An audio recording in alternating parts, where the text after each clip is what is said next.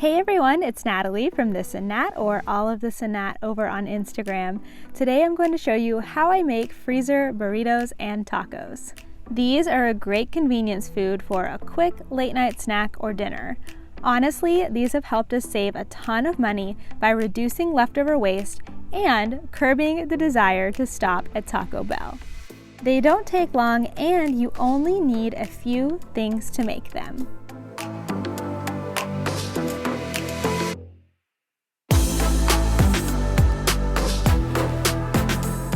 I start by cleaning the counter that I'm going to work on. I like to have a large surface to work directly on top of, so I don't have to fuss about keeping things tidy on a plate.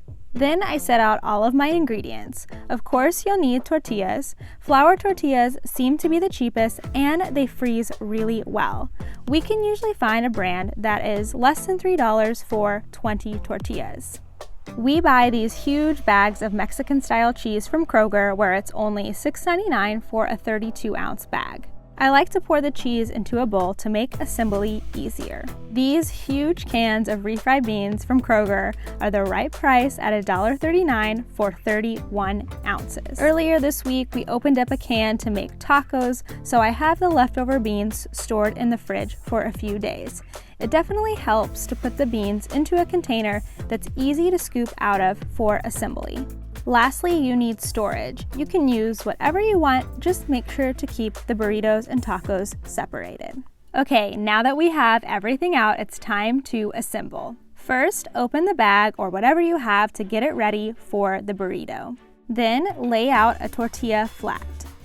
Next, add a big scoop of beans to the center and spread in a line. Since these are just bean and cheese burritos, I like to add a lot of beans. Add a handful of cheese. The more, the better. Then tri-fold your burrito, unless you can do the fancy trick and fold in the ends, and stuff it in the bag.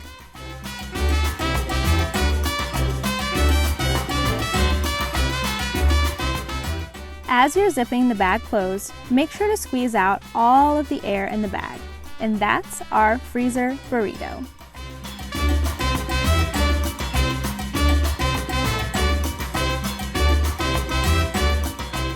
Now's the time to put on a good TV show and get to making.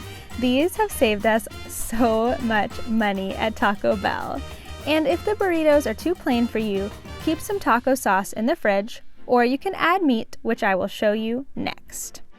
The tacos are pretty much the same as the burritos. This week I had made some ground beef taco meat, but you could do chicken or pork too. Now I won't put as many beans on the tortilla as I do for the burritos, but I do like to add some to help absorb the moisture from the meat.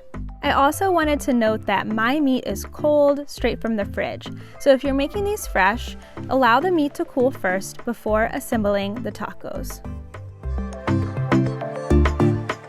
Since recording this video, I have invested in large Tupperware containers and use wax paper in between the burritos to reduce our waste.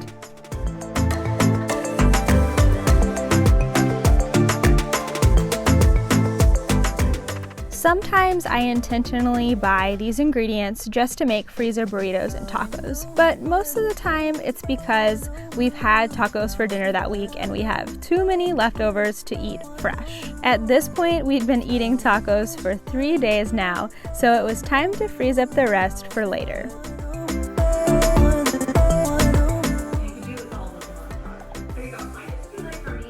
Toaster.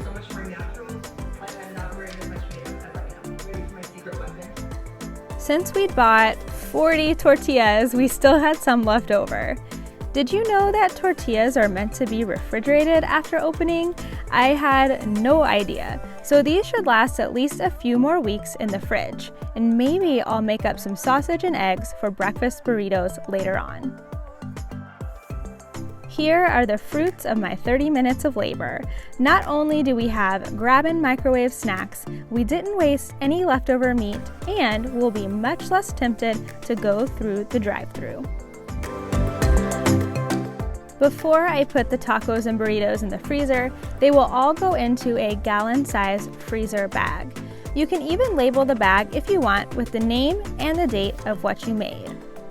We don't bother to date our burritos because we go through them so quickly, and I will reuse this gallon freezer bag over and over again.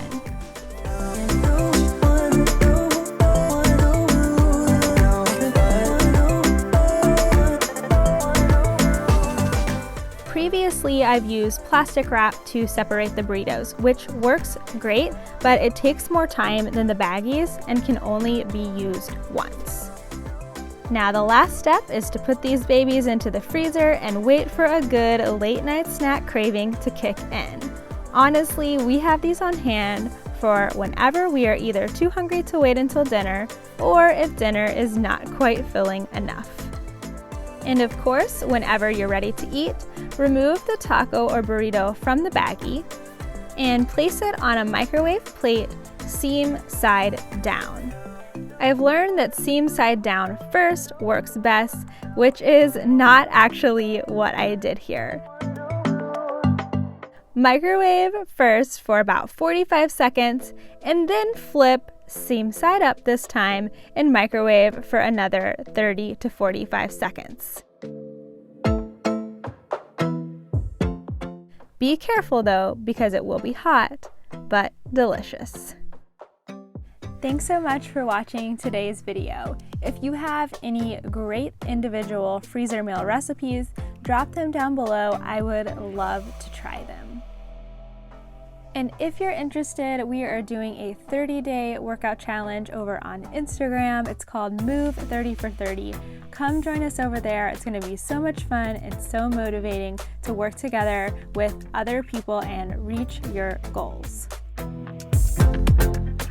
In addition to the exercises that I'm going to be doing, I'm going to walk with my buddy Toaster every single day. And this week I'm taking a bit of a break, so you won't see a video on Wednesday, but I will be back Friday with something new. See you then!